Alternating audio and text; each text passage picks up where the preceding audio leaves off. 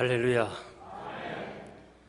주님은 이 땅에 계실 때에 말씀을 전하셨는데 주로 비유로 말씀을 해주었습니다. 비유의 말씀은 천국에 대한 말씀이 대부분인데 천국에 대한 말씀은 종말론적 교훈입니다.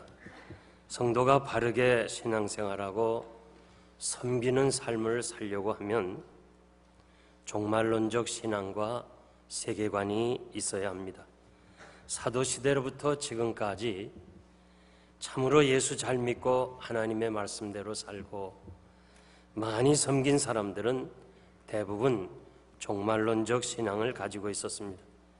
오늘날 과학의 발달과 경제 성장이 세상을 살기 좋은 시대로 만들어가고 있습니다. 아마도 우리 시대만큼 이렇게 좋은 혜택을 받으면서 살아온 시대가 없을 것입니다. 좋은 환경에 살면서 분명한 한 가지 사실은 종말론적 신앙을 약해지고 있다는 것, 잃어버리고 있다는 것입니다. 분명한 것은 종말의 때가 옵니다. 우리가 잊어버려도 반드시 오고 있습니다. 내가 원하든 원하지 않든 나의 종말 죽음이 오는 것처럼 이 지구의 종말이 반드시 올 것입니다. 종말을 아는 사람은 현재라는 시간이 매우 소중합니다. 의사가 당신은 6개월밖에 살 수 없습니다.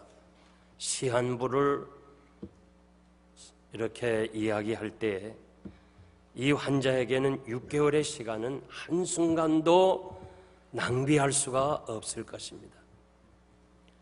현재의 시간을 중요하게 생각하고 사용하는 것이 신앙생활입니다. 창세기가 시작의 책이라면 계시록은 결론의 책입니다. 계시록 22장 20절 보니까 이것들을 증거하시니가 가라사대 내가 진실로 속히 오리라 하시거늘 아멘 주 예수여 오시옵소서. 이 응답하는 자에게 주 예수의 은혜가 모든 자들에게 있을 것이라.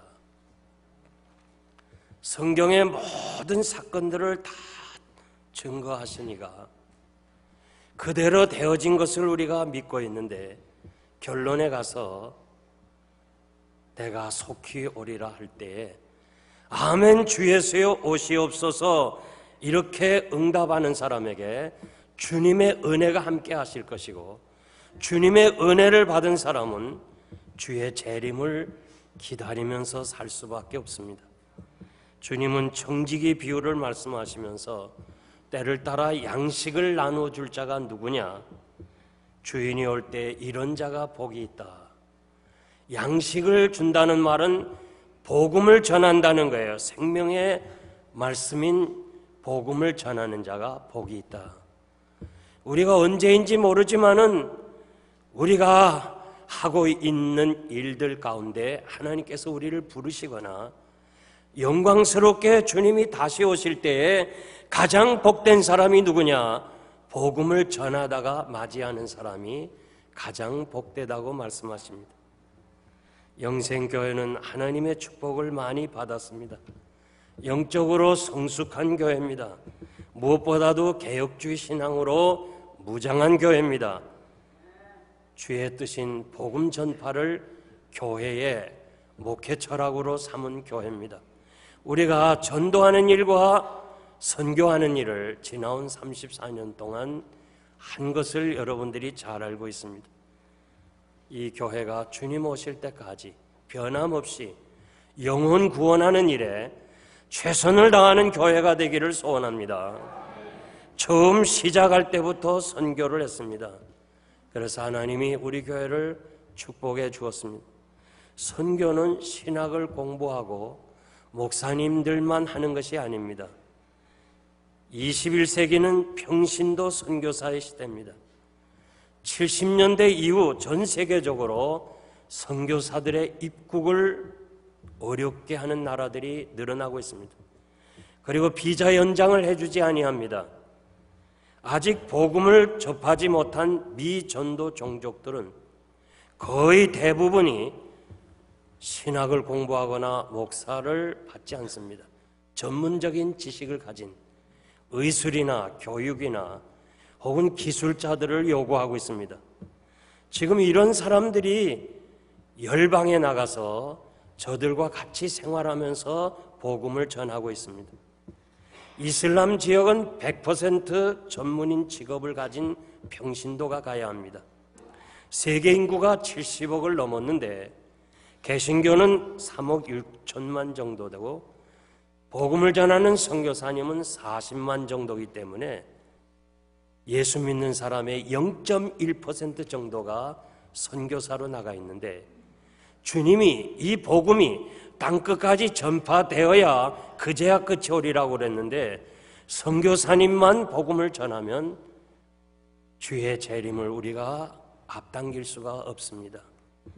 우리 모두는 다 선교적 사명을 가지고 있습니다.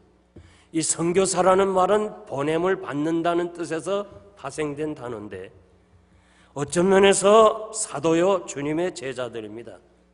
우리가 지금 제자 훈련 받는다고 그랬는데 제자 훈련은 곧 선교사 훈련입니다. 요한복음 20장 21절에 보면 예수께서 가라사대 너희에게 평강이 있을지어다. 아버지께서 나를 보내신 것 같이 나도 너희를 세상에 보내노라. 여러분들을 세상에 보내신 분이 하나님이시고 그리고 우리를 이 태평양을 건너 미국 땅에 보내신 것도 하나님의 뜻이 있고 섭리가 있는 줄 믿습니다.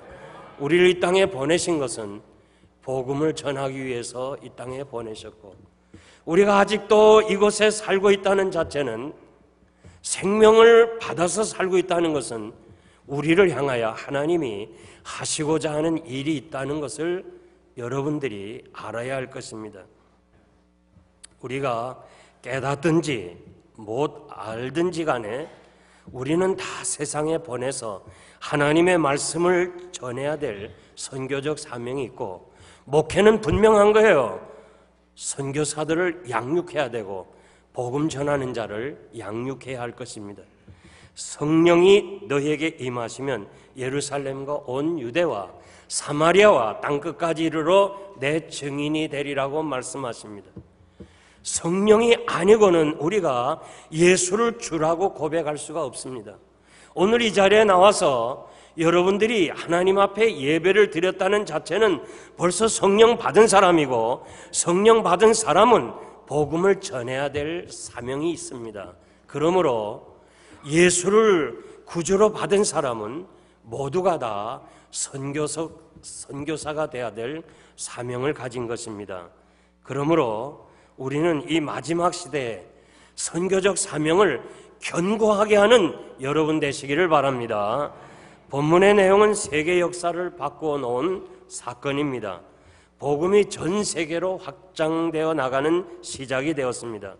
사도 바울은 아시아 지역에서 복음을 전하기를 원했습니다. 그래서 힘을 썼습니다. 애썼습니다. 그 분야로 계획도 하고 여러 가지 노력도 했는데 성령께서 아시아로 가는 걸 막으시고 유럽으로 가게 하셨습니다. 복음 전파와 교회 설립과 성장은 성령께서 하십니다. 사도 바울에게는 선교 전략이 없었습니다. 성령께서 역사하시는 대로, 성령께서 지시하시는 대로 성령의 음성에 민감해가지고 하나님이 원하시는 대로 그는 순종했을 뿐입니다. 요즘은 너무 선교 전략이 치밀합니다. 계획적이고 과학적이고 조직적이고 그래서 성령이 역사할 틈이 없을 정도로 그렇게 완벽합니다. 선교를 위하여 밤이 새도록 연구하고 조사하고 그리고 그런 시간에 너무 힘들어서 기도하는 시간을 잊어버릴 때가 많이 있습니다. 주 예수께 받은 사명, 이 복음을 전파하기 위해서는 나의 생명을 조금 더 귀한 것으로 여기지 아니한도라. 주 예수께 받은 사명, 이 복음 전하는 이 사명을 위해서는 나의 생명을 조금 더 귀한 것으로 여기지 아니하노라. 이것이 바울의 선교 전략이고 오늘 이 시대에 우리들의 선교 전략인 줄 믿습니다. 핍박을 두려워하거나 안정된 장소를 구하지 아니하고 이 지역에 가면 많은 사람들에게 복음을 전하게 되겠구나. 지역을 연구하지 않았어요. 그는 순간순간 기도하면서 하나님께서 어디로 보내시는가, 하나님이 나를 향해서 어떻게 사용하실 것인가, 순간순간 하나님 앞에 기도한 것이 바울의 선교 전략이었습니다. 오늘 보면 성령께서 그에게 역사하신 그 환상이 바로 우리들의 환상이 돼야 되고, 대표성이 있는데, 성경은 모든 것이 대표성인데, 바울의 이 환상을 통해서 선교 지역으로 순종한 것처럼 바로 여러분 대신으로 사도 바울이 보았기 때문에 이 환상이 여러분에게도 유효하기를 바랍니다. 첫째는, 선교는 성령님이 하십니다. 사도 바울은 비두니아로 가고자 했으되 예수의 영이 허락지 아니하였다고 말씀합니다. 선교는 사람이 하는 것이 아니고, 어느 단체가 하는 것도 아니고, 교회가 하는 거 아닙니다. 성령이 행하십니다. 사도행전 1장 8절, 오직 성령이 너에게 임하시면 너희가 권능을 받고 예루살렘과 온 유대와 사마리아와 땅끝까지 이르러 내 증인이 되리라고 말씀하십니다. 마가다락방에 모인 성도들이 성령 충만을 받고 예루살렘에서부터 복음을 전파하기 시작했습니다. 사도행전 18장 9절 보니까 밤의 환상 중에 바울에게 두려워하지 말라, 잠잠하지 말고 말하라, 내가 너와 함께 있느니라. 순간순간 바울이 밤에 뭐 했겠어요? 기도했습니다. 성령님께서 두려워하지 말라, 말하지 말라, 말하라, 잠잠하지 말라, 내가 너와 함께 함이니라. 사도행전 23장에 보면 그날 밤에 주께서 바울 곁에 서서 이르시되 담대하라, 내가 예루살렘에서 나의 일을 증거하리라. 풍랑 속에서 살 소망이 없어요. 이제 많은 사람들이 이제는 끝났다 싶을 때 사도 바울은 그 순간에 기도했어요. 그 풍랑 속에 기도했어요. 그럴 때 하나님께서 너와 함께 행선한 자를 다 내게 줄 것이고 너는 가이사 앞에 서야 할 것이다. 성령의 음성을 듣게 됩니다. 그래서 그 절망 중에 있는 같이 배에 탄 사람에게 여러분이요, 안심하세요. 어젯밤 내 곁에서 성령께서 역사하셨는데 우리는 다 가이사 앞에 가야 되고 내가 복음을 전해야 되고 나 때문에 나를 살리기 위해서 여러분들을 다 살려주시겠다고 하나님께서 말씀해 주셨습니다. 얼마나 위대한 사람이고 얼마나 귀한 위로의 말씀이겠습니까? 하나님께서는 그때그때마다 복음을 전하는 사람을 사용하셔서 하나님의 나라를 이루어 가시고 그 한 사람을 살리기 위해서 그 배에 탄 모든 사람들을 하나님께서 은혜로 인도하시는 줄 믿습니다. 저는 가끔 비행기를 타면서 비행기가 어려움을 당할 때 옆에 탄 사람들이 두려워할 모습을 많이 봐요. 그럴 때마다 저는 확신을 가져요. 나는 이 복음을 전하러 갔고 그리고 하나님이 나를 보호하시기 위해서 이 비행기를 안전하게 착륙시킬 거다. 이런 확신을 가질 때 또 다른 사람들에게 위로를 줄 때가 한두 번이 아닙니다. 여러분들을 이 땅에 두신 것은 하나님이 하시고자 하시는 일이 있기 때문에 여러분을 통해서 여러분의 가정과 여러분 주변의 사람들까지도 하나님이 보호하실 줄 믿습니다. 선교는 성령님이 하시기 때문에 우리는 하나님의 동력자라, 선교하는 사람을 동력자라고 말씀하고 계십니다. 영국의 선교학자가 유럽의 선교 상황은 밤 9시 이제 기울어지는, 이제는 자야 되는 시간이고 미국은 오후 2시고 한국은 오전 7시라고 표현을 했어요. 그러면서 앞으로 세계 선교는 한국이 마치 중심에서 종주국이 되어야 된다는 것입니다. 이제는 미국도 이 경제 성장과 함께 많은 선교사를 보낸 미국도 이젠 교회가 약해지고 이 여러 가지 교회 경비는 늘어가고 헌금은 줄어가기 때문에 줄이는 것은 선교비밖에 없습니다. 미국 신학교는 한국 신학생이 아니면 경영이 어려울 정도로 신학교가 지금 어려움을 당하고 있습니다. 하나님께서 이상한 것은 우리 2세들에게 이렇게 신학교에 지원을 하게 하시고 미국 전국에 있는 신학교의 한국 학생들이 얼마나 열심히 공부하면서 저들이 선교의 비전을 가지고 있는지, 이것은 하나님께서 한국 사람을 들어서 마지막 때에 세계 복음화를 이루어 가시는 하나님의 섭리인 줄 믿습니다. 세계 어디를 가든지 여러분 가보시면 알지만은 공항에서 내려서 시내로 들어가는 그 길가에 삼성, LG, 한국의 그 모든 기업의 간판들이 줄을 이었어요. 그리고 세계는 지금 한국을 주목하고 있어요. 한국어를 배우려고 너무너무 힘쓰고 있어요. 동남아에 가서 보면 선교사님들에게 한국말을 배우기 위해서 무척 애를 써요. 선교사님들이 한국어를 가르치면은 비자를 연장해 줘요. 선교사들이 한국어 학원을 만들었어요. 그리고 성경 공부를 한국어로 가르치는데 그 한국어를 배우기 위해서 성경 공부의 학생들, 젊은이들이 많이 모여요. 동남아에서는 한국에 취업하는 것이 꿈이었어요. 취업하기 위해서는 한국 시험을 봐야 되는, 한국어 시험을 봐야 되는데 그 한국어를 배우기 위해서 선교사님 곁에 많은 사람이 모여들고 있어요. 지금 세계는 한국어를 배우려고 애를 써요. 그러니까 너무 영어에 대해서 그렇게 스트레스 받지 말아요. 앞으로는 그냥 한국말만 해도 자기들이 통역을 다 세워요. 네. 아멘 하는 사람만 복 받으세요. 제가 금년 봄에 신학대학원에 갔잖아요. 신학대학원에 갔더니 몽골 젊은이들 500명이 와서 한국어를 배워요. 신학대학원에 와서 몽골 젊은이 500명이 글쎄 한국어를 배워서 23클래스가 있어요. 신학생은 몇 명이나니까 60명이래요. 60명이 경영이 안 되는데 몽골 학생 500명이 와서 한국어를 배우기 때문에 학교 경영이 하고도 남는다는 거예요. 그들이 한국어를 배우러 왔다가 다시 신학교에서 뭘 배우겠어요? 하나님의 말씀을 배우고 몽골로 돌아간다 할 때 이것은 하나님이 하시는 일이에요. 하나님이 역사하시는 일이에요.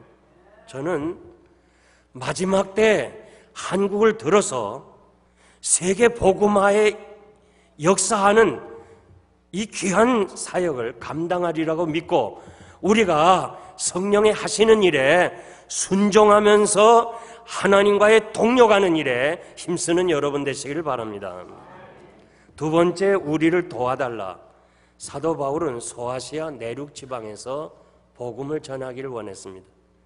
그런데 계획대로 되지 아니하고 결국은 자기가 가려고 애쓰는 것을 성령이 막았다고 그랬습니다.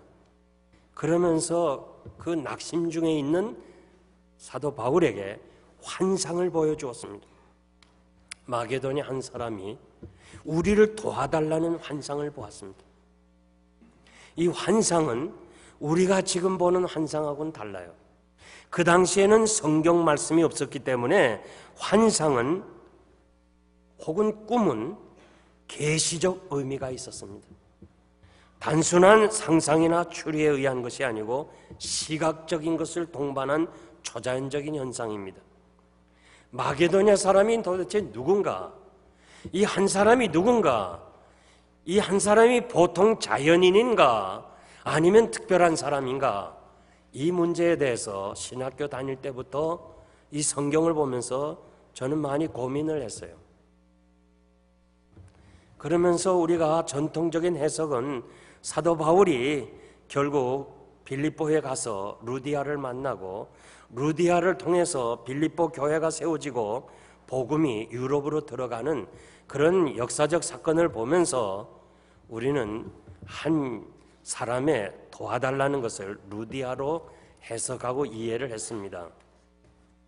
제가 2년 전에 이 사도 바울의 그 1차, 2차, 3차 선교 전도 여정을 따라서 그 바울에 대한 연구하신 선교사님의 안내를 받고 이 공부하는 차원에서 바울의 그 행적지를 추적하는 가운데 바울이 처음으로 이 유럽에 발을 디딘 곳이 바로 빌립보 부근인 데살로니가 해변이었어요. 그 데살로니가 해변에서 사도 바울이 첫 번째 발을 배에서 디딘 그 돌이 있는데 그 돌을 기념하여 기념교회가 세워졌어요. 그 기념교회 정면에 벽화가 그려져 있는데 바울이 지금 기도하고 있고 환상을 보고 있고 이 바다 건너편에서 바울을 오라고 손짓하는 사람을 그렸는데 그 사람을 알렉산더 대왕이라고 적혀 있어요. 그래서 저는 그걸 보면서 어쩌면 바울이 한 사람이 오라고 하는 그 환상을 보고 자기 뜻을 포기했을까 하는 이 궁금증을 좀 해결했고, 하여간 맞는지 안 맞는지는 모르겠으나 저는 그 그림을 보면서 이해를 했습니다. 알렉산더 대왕이 아니고 바울의 자기 뜻을 포기했을까, 이렇게 생각을 해보았습니다. 사랑하는 성도 여러분, 지금도 성령께서는 우리를 선교 지역으로, 선교 사명으로 선교할 수 있도록 역사하시는 줄 믿습니다. 그러므로 우리는 성령님의 그 음성과 지시와 안내를 예민하게, 민감하게 우리가 받을 수 있는 기도의 사람들이 되어야 될 줄 믿습니다. 이 네팔에 선교하시는 선교사님이 그 집에 도우미가 있는데 한국에서 부모님들이 인삼을 보내주었습니다. 아들과 며느리가 건강해서 선교 잘하라고 인삼을 보내주었습니다. 그래서 도우미에게 약한 불에 오래 푹 인삼을 삶아달라 부탁하고 선교사님은 선교 지역에 나가서 사역을 하고 저녁에 돌아와서 그 인삼 삶은 거 가져오라 하니까 접시에 인삼만 가지고 왔어요. 그래서 물은 어떻게 했냐, 끓인 물은 어떻게 했냐 하니까 버렸다는 거예요. 인삼물을 버렸다니까 얼마나 황당해요. 인삼은 삶 먹는 게 아니라 끓인 물이 귀한 거 아니에요? 안 먹어보신 것 같은데 여러분. 인삼은 물 끓인 게 중요하지 인삼이 중요한 게 아니에요. 그래서 물이 어디 갔냐 하니까 물은 버렸다는 거예요. 왜 버렸냐 하니까 글쎄 선교사님이 인삼만 푹 삶으라고 그랬지 물을 가져오라는 말 안 해서 버렸다는 거예요. 이건 도우미가 아니죠. 도움을 준 사람이 아니에요. 우리가 선교할 때 성령님의 민감하고도 중요한 말씀에 순종하고 무엇이 성령님이 원하시는가를 우리가 영적 감각이 강해서 그거를 알게 되고 그리고 나아가서 선교사님들을 진정으로 도와줄 수 있는 가장 중요한 것이 우리가 남을 도와주는 것, 사람을 살리는 것이 대단히 중요한 줄 믿습니다. 사도 바울이 아시아로 가려는 것을 성령이 유럽으로 가라, 이거는 바울에게만 해당된 거 아니에요. 지금도 유효한 거예요. 아시아로 갈 것이 아니고 우리가 유럽으로 가야 될 때가 됐습니다. 유럽에서 선교하시는 선교사님들은 고민이 뭐냐? 한국교회나 이민교회가 아프리카나 저 제3세계에서 선교하시는 분은 대우를 해주고 선교비를 지원해 주지만은 유럽에서 선교하는 자기들에게는 도움을 주지 않는다는 거예요. 많은 사람들이 유럽에 무슨 선교가 필요하냐? 유럽에는 선교가 필요 없다고 이해하는 사람이 너무 많다는 거예요. 지금 유럽은 폐허가 되어 가고 있습니다. 유럽의 교인들이 3%만 교회를 나가요. 계속 세속화되어 가고 있습니다. 영국은 개신교에 앞장서고 선교에 앞장선 나라가 지난 30년 동안 9,000개 이상 교회가 팔려서 이슬람권으로 넘어갔어요. 1910년 에딘버러, 이 교회 역사, 선교 역사에 보면요, 제가 선교학을 배우면서 이 1910년 에딘버러 최초로 선교사 대회가 열린 장소인데, 대단히 유명한 역사적 사건의 장소인데, 지금 그 장소가 연회장으로 팔려서 거기서 술을 마시고 춤을 추는 장소로 변하고 말았어요. 선교의 아버지 하면 윌리엄 캐리인데, 최고의 선교사인데, 그분이 섬겼던 교회는 이방 종교에 팔린 사원이 되고 말았어요. 30년 혹은 50년 후에는 유럽을 이슬람권으로 만들겠다는 거 아세요? 지금 우리가 유럽으로 지원하지 아니하면 그것이 유럽만 점령되는 것이 아니라 전 세계가 한국을 포함해서 이슬람권으로 넘어갈 수가 있는 거예요. 한국도 안전한 지대가 아니에요. 계속해서 지금 한국을 공략해서 50년 후에는 한국을 이슬람 국교로 만들겠다고 야심을 가지고 있어요. 이런 때에 우리가 진정으로 복음을 가지고 복음이 필요한 것에 도움을 줄 수 있는 여러분 되시기를 바랍니다. 마지막으로 선교는 함께 하는 것입니다. 10절에 보니까 바울이 환상을 본 후에 우리가 곧 마게도냐 떠나기로 힘썼다고 했습니다. 우리가, 선교는 혼자 못합니다. 주님이 2명씩 제자들을 파송했습니다. 로마서 16장에 보면 바울이 어떻게 그렇게 선교를 많이 했는가? 선교를 협력한 사람들을 나옵니다. 혼자서, 부부가 재정적으로 혹은 여러 분야로 여러 민족 중에서 바울을 도와준 사람들의 이름이 기록되어 있습니다. 누가는 의사로서, 더디오는 대필해주는 사람으로, 가이오는 집을 제공해주고, 에라스도는 재정적으로, 그리고 브리스길라와 아굴라는 같이 동력을 냈습니다. 오늘 우리가 선교 헌금을 작정하는 것이 바로 함께 선교하기 위해서 그렇습니다. 우리는 오늘은 재정적으로 도와줍니다. 여러분들의 그 적은 헌금이지만 정성스러운 헌금이 모여서 선교사님들이 현장에서 그들이 복음을 전할 수 있도록 도와주는 것이, 같이 협력하는 거예요. 만약에 선교비를 지원하지 못한다면 선교사님들은 다시 돌아올 수밖에 없는 것입니다. 여러분들이 정성껏 헌금하는 그 헌금은 선교 현장에서 사람을 살리는 위대한 역사를 이루는 오병이어의 기적이 일어날 줄 믿습니다. 하나님이 왜 우리를 이렇게 미국 땅에 보내셨을까? 지금 이 미국에 이민교회가 4,000개가 넘었습니다. 대부분 교세가 약합니다. 그렇지만은 우리를 하나님께서 이리로 보내신 그 위대한 섭리가 있어요. 우리가 할 일은 이 잠자는 미국 교회를 깨우치고 우리의 자녀들을 이 땅에서 교육을 시켜서 하나님 나라 일꾼으로 만드는 이 귀한 사명을 우리가 감당해야 될 줄 믿습니다. 그러므로 우리는 이 미국 내에서 할 일이 너무 많은 거예요. 필라델피아만 해도 80개국 이상의 사람들, 민족이 살고 있어요. 더욱이 중요한 것은 미국 내 원주민 보호구역이 310개나 돼요.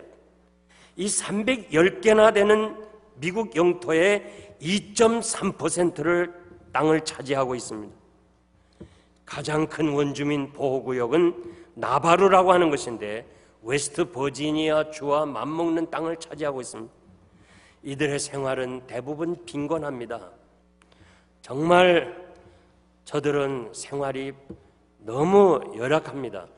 18만 명 이상이 살고 있는데 45%에 해당하는 8만 명이 전기와 수도를 사용할 수 없어요. 이 미국에 살면서도. 그런데 이들은 백인은 배척을 해요. 이 인디언들은 백인은 원하지 않아요. 그러면 이들에게 누가 가서 복음을 전해야 되느냐? 한국에서 온 사람은 영어를 못하기 때문에 못해요. 가장 중요한 것은 얼굴이 같고 비슷하고 그리고 가난을 경험했던 우리 한국의 2세들, 여러분의 자녀들이 이 인디언들을 향하여 복음을 전해야 돼요. 그래서 저들로 하여금 복음화돼서 저들의 가지고 있는 능력을 세계 복음화에 이끌어 가야 돼요. 지금 세계에 흩어져 있는 이 인디언들을 위해서 우리가 눈을 그쪽으로 돌려야 돼요. 그러므로 우리가 할 일이 너무 많아요. 그리고 금년에 이 우리 선교부에서 실버들만 훈련을 받고 은퇴하신 분들 훈련을 받고 단기 선교를 계획하고 있어요. 여러분들이 한번 가보세요. 여러분들이 이번 기회에 한번 복음을 전하는 현장으로 가보세요. 얼마나 사람이 필요한가. 선교 지역에서는 여러분들이 필요한 거예요. 사람이 필요한 거예요. 그래서 우리 모두가 다 합심해서 하나님의 나라를 위해서 귀한 사명을 감당하는 여러분 되시기를 바랍니다. 말씀을 맺겠습니다. 성령의 지시에 의해서 빌립보에 도착하여 안식일에 기도하러 강가에 나갔다가 루디아 한 여인을 만나고 그분의 마음을 성령께서 열어서 그분의 집에 유숙하면서 결국 루디아의 집이 빌립보 교회를 이루고 빌립보 교회가 유럽으로 복음이 들어가는 관문이 된 것을 우리가 잘 압니다.